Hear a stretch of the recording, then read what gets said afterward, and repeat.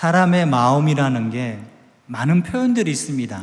사람의 마음에 대한 표현이, 그 중에 하나가 사람이 화장실 갈 때와 나올 때가 틀리다는 말이 있습니다.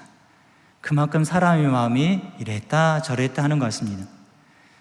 또 한편으로 사람이 마음이 약할 때도 있고, 어떤 때는 엄마의 마음이나 아빠의 모습을 보면 강할 때도 있습니다. 한편으로는 또 사람이 간사할 때도 있습니다. 제가 최근에 제 마음이 간사하다는 것을 느낀 적이 있습니다. 제가 최근에 아픈 적이 있었는데, 몸이 회복이 더디고 또 다른 것에 계속 질병에 걸리다 보니까 제 자신에 대해서 회복이 안 되니까 사람이 마음이 흔들거린 것입니다. 그러면서 원망 아닌 원망을, 하나님께서 왜 나를 이렇게 만드셨고 나를 왜 이렇게 하셨을까? 그런 마음이 찾아온 것입니다. 당연히 들 마음 같죠. 목사이니까 그럴 마음이 없겠다라고 생각하겠지만, 사람은 자신의 상황과 형편이 어렵고 힘들면 그런 마음을 품을 수 있는 것 같습니다.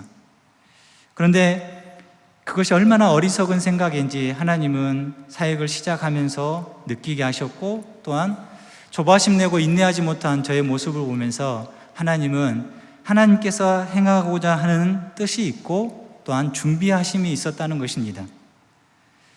하나님을 향한 분명한 뜻을 가지고 계시는데, 회복이 더디니까, 아프니까 사람의 마음이 간사해지고 하나님을 원망 아닌 원망의 상태로 몰아넣게 되는 것 같습니다. 이것은 그 환경이나 조건 때문이 아니라 하나님께서 그 향하신 손길을 경험하지 못하고 깨닫지 못하기 때문에 나타나는 사람의 반응 같습니다. 그런데 하나님은요, 하나님의 뜻을 저버리거나 하나님의 그 구원의 계획을 계속적으로 변함없이 인도하시는 분이 되어주십니다. 왜냐하면 하나님은 실수하지 않으신 분이 되시기 때문입니다. 그때 불렀던 찬양이 이겁니다. 내가 걷는 이 길이 혹 굽어도는 수가 있어도 내 심장이 울렁이고 가슴 아파도 내 마음 속으로 여전히 기뻐하는 까닭은 하나님은 실수하지 않음일세. 하나님은 우리 인생 가운데, 우리의 모든 인생 가운데 하나님은 실수하지 않으시고 그 뜻을 분명히 드러내어 주십니다. 왜냐하면 성경에 그렇게 기록되어 있으니까요. 성경의 많은 인물들이 하나님께서 어떻게 사용하시는지를 분명하게 선명하게 보여주시지 않습니까? 한번 모세를 생각해 보십시다. 모세는 솔직히 살인자입니다. 안 그렇습니까? 쇠고랑 차고 감옥에 들어가야 됩니다. 근데 모세를 하나님께서 부르셔서 40년의 광야 생활을 하신 후에 그는 이스라엘 백성이라는, 애굽에서 이스라엘 백성이라는 사람들을 불러내기 위해서 지도자로 삼으셨습니다. 남자 장정만 60만 명, 남자, 여자, 노인 다 포함하면 200만 명이 넘는 사람들을 이끌어내는 지도자로 사용했습니다. 어찌 그렇게 하셨을까요? 우리가 다 잘 아는 기도의 사람, 우리 기드온. 기드온이 얼마나 겁쟁이입니까? 그럼에도 불구하고 하나님은 그 기드온을 통해서 강한 용사로 바꾸셔서 하나님께서 이스라엘 백성들을 얼마나 구원해 계시기를 원하시고 그 뜻을 정하셨는지를 분명하게 보여주셨습니다. 하나님은 인간을 완전히 새롭게 하실 수 있는 능력이 많으신 분이 되어주십니다. 그것에 대해서 반응하지 못하고 늘 의심하고 늘 마음을 돌이키는 것이 인간이고 사람인 것 같습니다. 그러나 하나님께서는 우리 삶의 가운데 계획이 있음을 계획을 가지고 계심을 믿습니다. 할렐루야. 모세나 기드온, 성경에 나와 있는 많은 사람들 뿐만 아니라 우리에게도 하나님은 계획을 가지고 계시고 그 계획을 차근차근히 이루어가고 계십니다. 왜냐하면 에베소서 1장 11절에 보면 모든 일을 그의 뜻대로 결정대로 일하시는 이의 계획을 따라 우리가 애정을 입어 그 안에서 기업이 되었으니 하나님께서는 택하신 백성을 태초전에 색같은 백성들을 끝까지 하나님의 뜻 안에서 이루어 가시고 붙들어 가신다는 것입니다. 그 하나님을 온전히 믿으시고 그 하나님을 온전히 따르시는 귀한 하나님의 삶 되시길 축원합니다. 그것을 받아들이냐, 그것을 받아들이지 않느냐는 사람의 마음일지언정 하나님은 그 모든 계획을 이루어가고 계십니다. 오늘 읽었던 우리가 본문은 바울이 옥중서신으로 쓴 빌립보서입니다. 빌립보 교회 가운데 쓴 편지입니다. 로마 감옥에 있으면서 복음을 전하고 또한 빌립보 교회를 사랑하는 마음으로 쓴 편지입니다. 바울은 다메섹에서 예수님을 만나고 복음을 전한 시간이 언 30년이 지났습니다. 그런데 바울에게 돌아온 것은 무엇입니까? 복음을 전하고 담대하게 하나님의 뜻을 전했는데 그에게 돌아온 인생의 모습들은 무엇이었습니까? 고린도후서 11장 23절부터 보면 바울이 자신이 당한 일들을 이야기를 합니다. 그들이 그리스도의 일꾼이냐, 고린도 교회에 있는 가짜 선생들을 이야기합니다. 가짜 교사들, 그들에게 말합니다. 정신없는 말을 하거니와 나는 더욱 그러하도다. 나는 진짜 복음의 일꾼이다. 내가 수고가 넘치도록 하고 옥에 갇히고 더 많이 하고 매도 수없이 맞고 여러 번 죽을 뻔하였으며 유대인들에게 40에서 하나 감만매 39대를 권장을 맞았다고 생각해 보십시오. 여러분들 그것을 5번이나 맞았다고 했습니다. 그리고 25절에 3번 태장을 맞고 1번 돌로 맞고 3번 파산하고 일주일을 깊은 바다에서 지냈으며 26절 이하로 계속적으로 바울이 당한 그런 모습들을 기록하고 있습니다. 여러분, 만약 여러분 이런 상황에 복음 전하는 것 때문에 예수님 믿는 것 때문에 이런 상황이 됐다면 여러분 어떤 마음이겠습니까? 어떤 심정이겠습니까? 제가 만약 이런 경우라면 저는 죄송합니다. 때려치웠을 것 같아요. 이렇게 어떻게 합니까? 나 하나님의 일을 하고 하나님이 부르셔서 복음을 전하고 열심히 사역을 했는데 나에게 돌아온 것은 40의 감한매를 5번이나 맞고 40에서 하나 감한매를 돌로 맞아 거의 죽을 뻔하고 바울이 당한 일을 보시면 이런 일을 당할 사람이 아무도 없을 것입니다. 그리고 이렇게 인생의 여정 가운데 복음을 전하다가 이런 여정을 겪었다면 인생의 말미에 대하면 편안하길 원하는 게 사람의 마음입니다. 우리 다 그렇지 않습니까? 인생의 노년은 편하게 안정적이고 평안하게 아무 일도 없이 아프지도 않고 물론 아픈 일도 있겠지만요. 그렇게 살길 원하는 게 사람의 마음일 것입니다. 근데 지금 바울의 상황은 뭡니까? 많은 사역을 마쳤을 때 바울의 상황은 지금 로마 감옥에 갇힌 상황입니다. 이제는 내일을 보장받을 수 없는 상황입니다. 감옥에서 언제 죽을지 모르는 상황에 놓여 있습니다. 도저히 기쁨을 찾아볼 수 없는 그 상황에서 바울은 기뻐했고 또한 그 삶 가운데 자신의 삶을 인도하시는 하나님이 어떤 분이신지를 고백하고 또한 복음 안에서 사는 자의 삶이 무엇인지를 빌립보 교회 가운데 전했다면 지금 이 순간에도 우리에게도 복음 안에 있는 우리의 삶이 무엇인지를 바울은 가르쳐주면 뿐만 아니라 하나님은 우리에게 이 시간 말씀하신다는 것입니다. 바울이 로마에 간 일은 사도행전 28장에 나와 있습니다. 사도행전 28장 20절에 보면 이러므로 너희를 보고 함께 이야기하려고 청하였으니 이스라엘의 소망으로 말미암아 내가 이 쇠사슬에 매인 바 되었으니 이스라엘의 소망은 무엇입니까? 메시아입니다. 이스라엘의 소망은 그리스도가 와서 그들의 모든 상황과 환경을 변화시키는 겁니다. 매임에서 풀리는 것입니다. 그런데 그들은 예수 그리스도를, 유대인들은, 이스라엘 백성들은 예수 그리스도를 모르고 믿지 않았고 도리어 예수님을 십자가에 못 박았습니다. 그 일을 하는데 그 일로 말미암아 어떻게 되었다고요? 쇠사슬에 매인 감옥에 갇힌 바 되었다는 것입니다. 사람들은 좋은 일을 하고 선한 일을 하면 응당 돌아오는 것이 좋기를 바라고 또한 다른 사람의 칭찬을 듣기를 좋아합니다. 그게 이게 사람의 마음이죠. 저도 그렇습니다. 저도 사역을 하거나 저도 어떤 일을 하면 응당 저도 듣기 좋은 소리를 듣고 싶어 합니다. 근데 교회에서 사역을 하다 보면 우리가 그러지 못할 경우가 너무 많다는 것입니다. 왜냐하면 교회 안에 그것을 온전히 바라보는 사람도 있는 반면에 그렇지 못한 사람도 있기 때문입니다.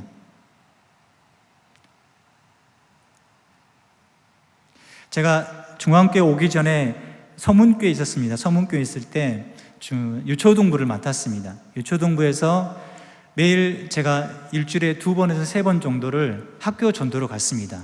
초등학교 전도로 갔는데 양동초등학교를 갔습니다.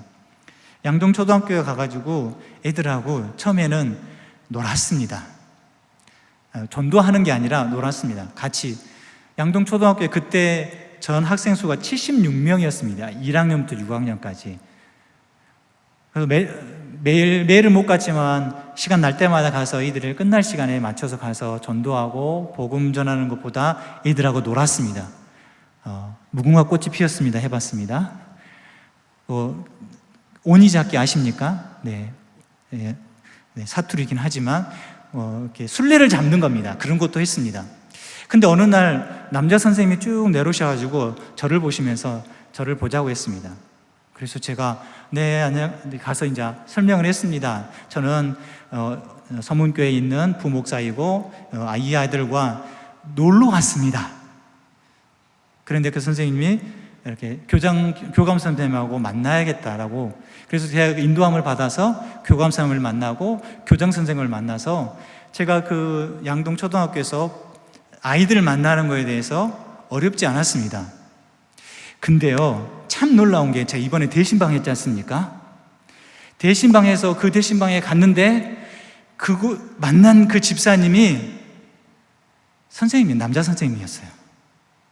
저희 교회 집사님이 양동초등학교 선생님이었다는 거예요. 제가 가가지고요, 그때 막 떼쓰고 제가 이상한 짓 했으면 어떻겠습니까? 그래서 사람은 항상 착하게 살아야 할 것 같아요. 어느 순간에 어떤 사람을 만나가지고 해가지고 만났는데 그때 박 목사 그랬어요. 항상 착하게 사십시오. 할렐루야. 착하게 살아가니까 말을 안 드시면 안 됩니다. 착하게 사십시오. 착하게 산다는 말은 하나님 주신 우리의 심성을 따라서 사시길 바랍니다. 선한 행동을 하고 선한 모습을 보일 때 하나님께서는 그것을 어느 순간에 또한 보게 하신다는 것입니다. 하나님께서는 그 뜻을 이루어 가시고 내가 알지 못하는 그 계획하심을 충분하게 이루어 가신다는 것입니다. 바울에게 처한 상황은 무엇입니까? 바울이 자신의 처한 상황은 정말 나에게 이런 상황이 벌어질까? 12절에 보면 형제들아 내가 당한 일이 도리어 복음 전파의 진전이 될 줄 너희가 알기를 원하노라. 바울이 감옥에 있는 그것 자체가 복음의 전파가 진전이 됐다. 옛날 개역 한글에는 진보라고 했습니다. 그 진보란 말은 아까 우리가 읽었던 말씀 가운데 보시면 25절로 내가 살 것과 너희 믿음의 진보와 기쁨을 위하여 성장했다는 것입니다. 점점 더 나아갔다는 것입니다. 바울이 감옥에 갇혀 있는 이 순간이 당한 일이 도리어 무슨 일이 이루어졌다고요?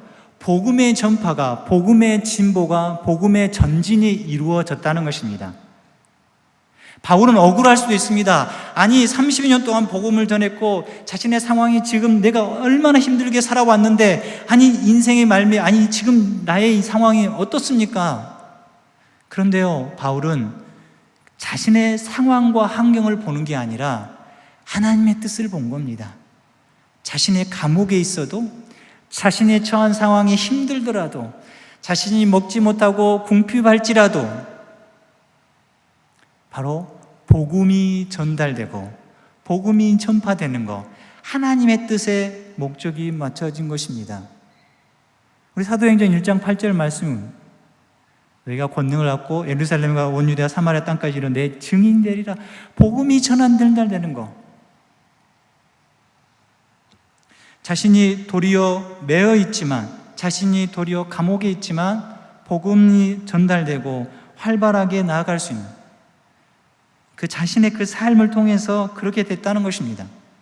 보시면 13절도 14절도 보면 반복되는 단어가 이러므로 나의 매임이, 14절도 형제 중 다수가 나의 매임으로. 바울의 상황은 지금 매여 있습니다. 두 가지로 매여 있죠. 육신으로는 어디에 매여 있습니까? 감옥에 매여 있죠. 영적으로는 어디에 매여 있습니까? 그리스도에게 매여 있다는 것입니다. 여러분의 삶이, 환경이 어렵더라도 그 환경에 매여 있기보다 먼저 우리는 주님께 매여 있으길 바랍니다. 주님과 함께 하시길 바랍니다. 주님과 동행하시길 바랍니다. 그것은 내가 누구한테 매여 있고, 내가 누구와 함께 있고, 내가 누구와 손을 잡고 걸어가고 있는 것과 똑같은 것입니다. 그런 매임에 있었을 때 복음의 진보가 이루어지는 두 가지 사건이 있습니다. 첫 번째는 13절에 보면 나의 매임이 그리스도 안에서 모든 시대 안과 그 밖의 모든 사람에게 나타났으니, 외적인 부분입니다. 바울은 감옥에 갇혀 있죠. 시대 사람들이 로마 군대이죠. 로마 황제를 지키는 시대 사람들이 지키고 있습니다. 근데 그들에게 복음이 전달됐다는 것입니다.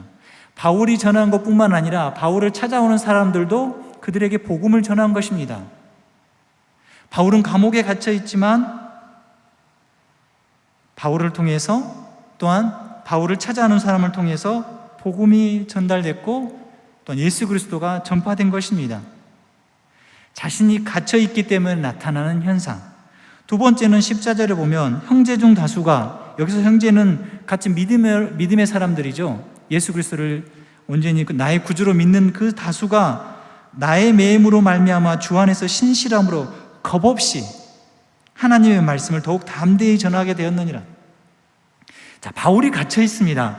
그럼 바울을 따르는 사람이라면 대부분 어떻게 생각하겠습니까? 바울과 같은 사람이니까 바울과 같이 감옥에 가둘 수 있는 상황이 될 수 있습니다.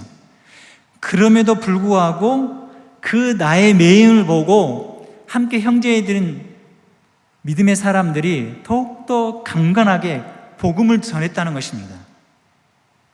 바울이 갇혀 있습니까? 나도 갇힐지언정 복음을 전하겠습니다. 외적으로는 전혀 알지 못한 이방인들에게 복음이 전달되었습니다. 내적으로 보면 같이 믿음의 형제라는 사람들이 함께 더욱더 복음을 전했던 사람들이 나오게 된 것입니다.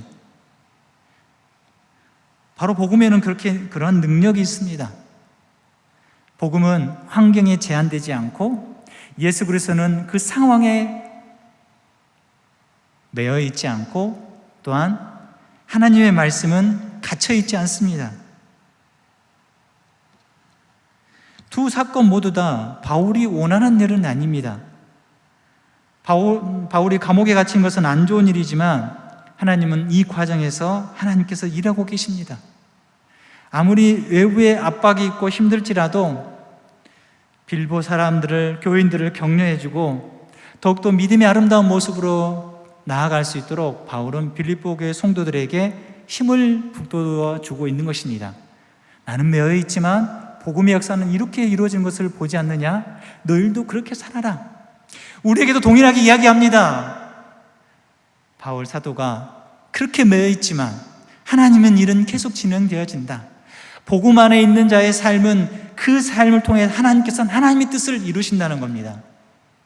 여러분의 삶을 통해서 하나님은 일하실 것이고, 여러분의 상황을 통해서도 하나님은 말씀하실 것이고 나타내실 것입니다.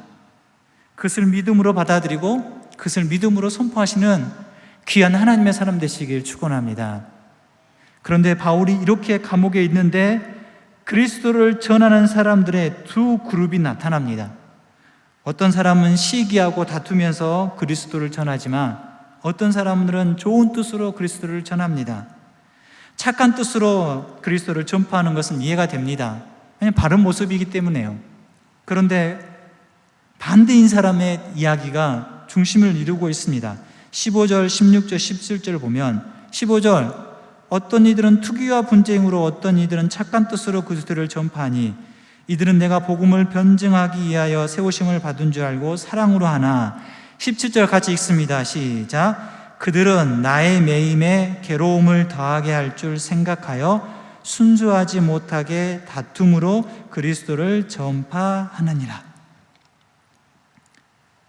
순수한 마음으로 선한 뜻으로 전하는 것은 응당 이해가 됩니다. 그런데 그 반대인 사람이 있습니다. 바울이 매여 있고 바울이 감옥에 갇힌 것을 더 괴롭게 하기 위해서, 더 더하게 하기 위해서 순수하지 못하고 다툼으로 그리스도를 전파하고 있습니다. 이상하지 않습니까? 복음을 전하는데 착한 뜻이 있고 어떻게 순수하지 못한 뜻이 있겠습니까? 근데 여기서의 본문의 바울의 의도는 착하게 전하건 또한 시기와 투기와 분쟁으로 전하건 궁극적인 목적은 무엇입니까? 이 15절 하반절에 보면 그리스도를 전파하는 것입니다. 18절에도 그렇게 표현합니다. 그러면 무엇이냐? 거칠애로 하나 참으로 하나 무슨 방도라든지 전파되는 것은 누구라고요? 그리스도다. 착한 뜻으로 전하나 시기와 질투로 전하나 온전히 전달되는 것은 누구라고요? 그리스도라는 것입니다.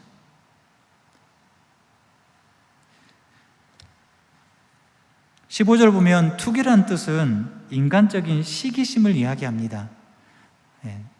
투기, 시기심에 나오는 저 사람을 미워하고 넘어뜨리고 싶고 그런 마음들 있죠. 또 분쟁이라는 것은 라이벌 의식입니다. 우리 안에 있는 옛말도 있지만 사촌이 뭘 사면 배가 아프다고요? 땅을 사면 배가 아프죠. 그런 마음들이 있습니다. 저도 있어요. 그러지 않겠습니까? 근데 그런 마음들이 오늘 여기에서도 그렇게 드러나는 것입니다. 왜냐하면 바울이 어떤 사람이었습니까? 바울은 정말 대단한 사람이었습니다. 사도행전 22장 3절에 보면 바울의 모습을 봅니다.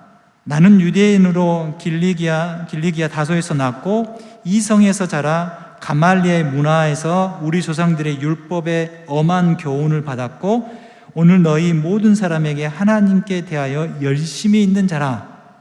일명만 하면 최고 좋은 대학에서 좋은 교육을 받았던 사람입니다. 엘리트 중에 엘리트예요.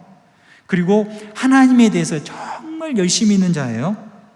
그리고 빌립보서 3장 5절 보면 나는 8일 만에 할례를 받고 이스라엘 족속이요 베냐민 지파요 히브리인 중에 히브리인이요 율법으로는 바리새인이요 6절에 보면 열심으로는 교회를 박해하고 율법에 이르는 흠이 없는 자라. 율법에서 흠이 없는 자라고 말할 수 있는 사람이 얼마나 되겠습니까? 바울은 이렇게 대단한 사람입니다. 그 대단한 사람이 로마에 들어왔습니다.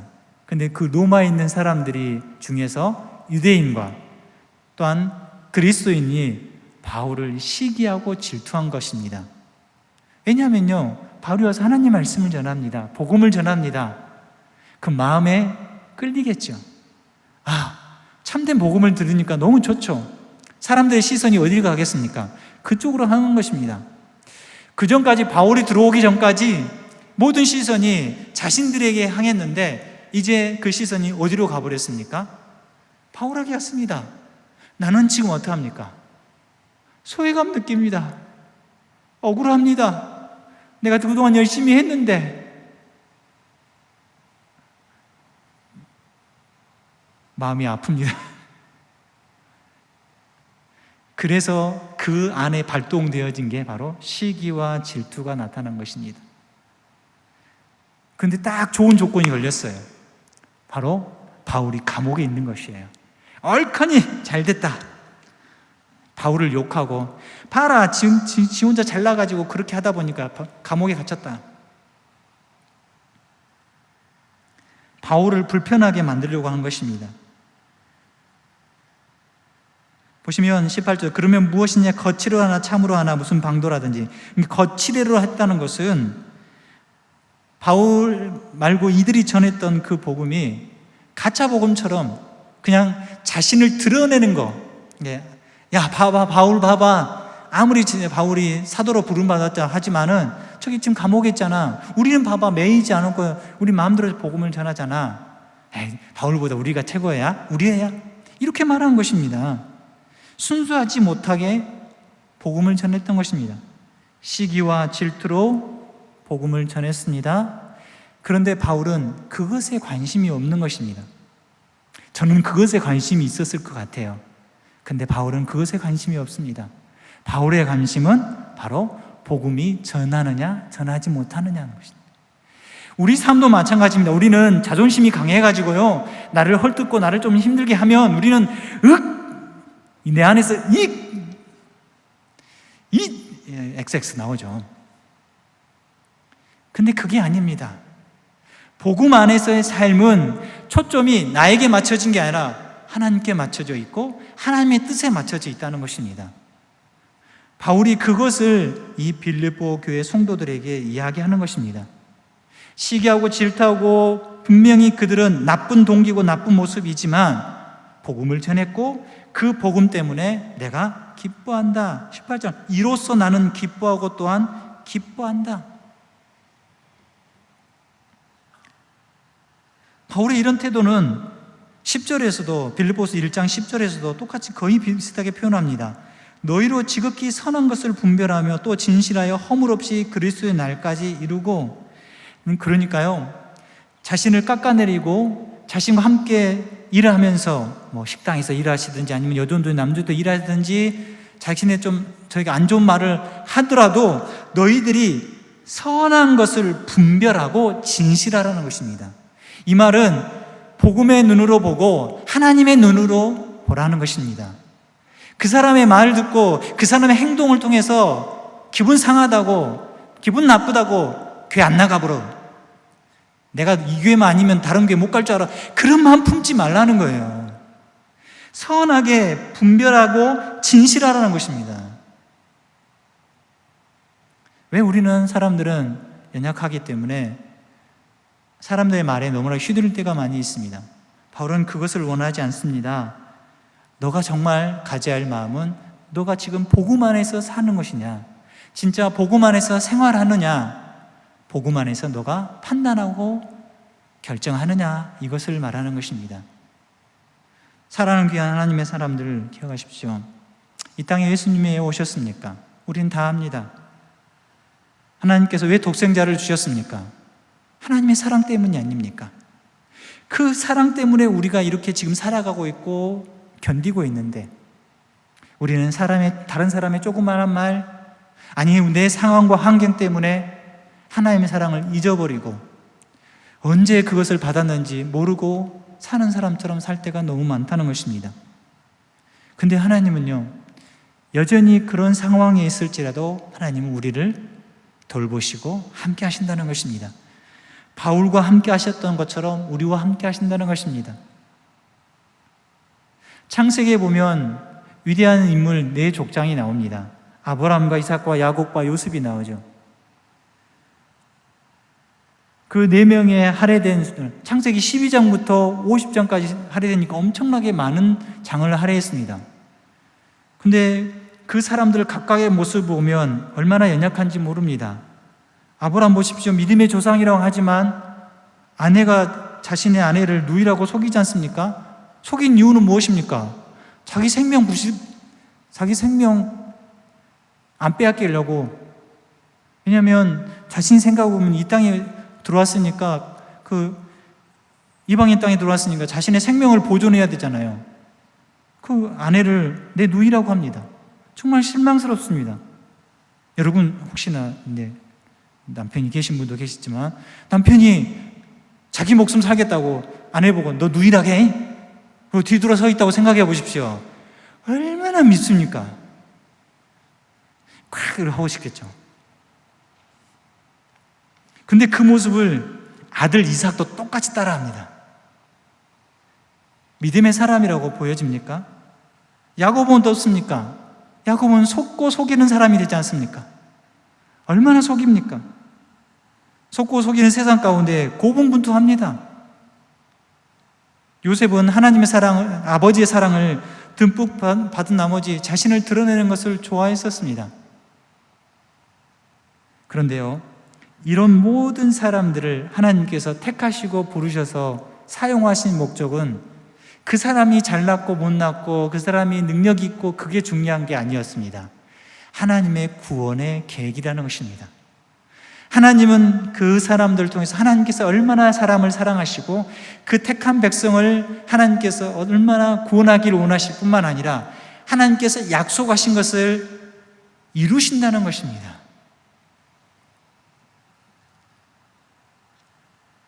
하나님은 그 약속하신 것을 신실하게 이루어 가시는 하나님이 되어 주십니다. 하나님께서는 약속하신 그 말씀을 하나도 빠짐없이 이루십니다. 사람은 실수합니다. 요즘 제가 깜빡깜빡합니다. 많이 깜빡깜빡들 하시죠?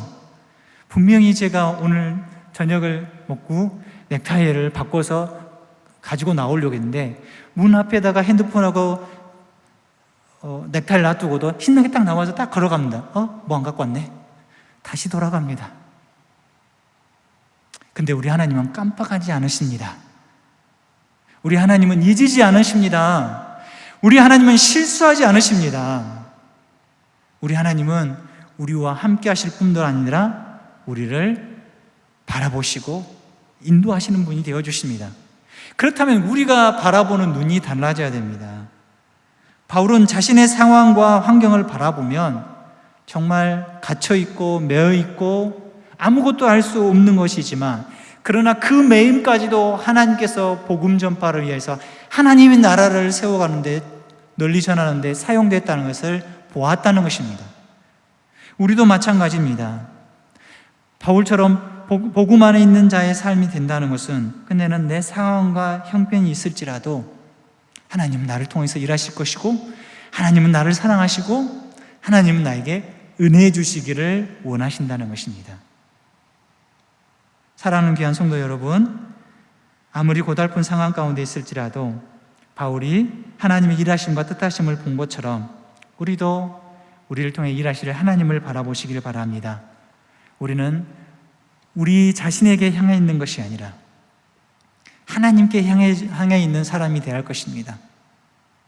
우린 자신에게 갇혀 있으면 끝내는 내 자존심을 상하게 하는 말, 나를 힘들게 하는 말, 그런 상황과 환경에 무너지기 쉽고 내 마음이 변하기 쉽다는 것입니다. 그러나 하나님께서 행하실 일을 기대하고 바라보신다면 우리 삶에서 조그만 어려움이 있더라도 든든히 넉넉히 이기게 될 줄 믿습니다. 하나님을 바라보는 자가 바로 복음 안에 있는 자의 삶이 될 줄 믿습니다. 귀한 하나님의 사람들을 기억하십시오. 내 상황이 힘들고 도저히 받아들일 수 없는 상황이 분명히 있습니다.